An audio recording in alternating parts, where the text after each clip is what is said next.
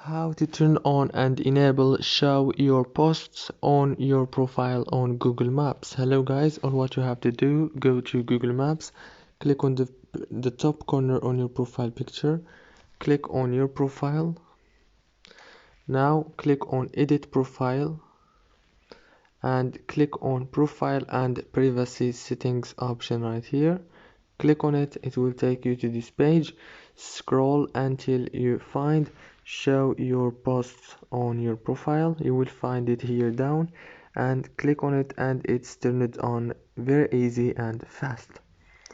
If this video was helpful, don't forget to like and subscribe. See you later.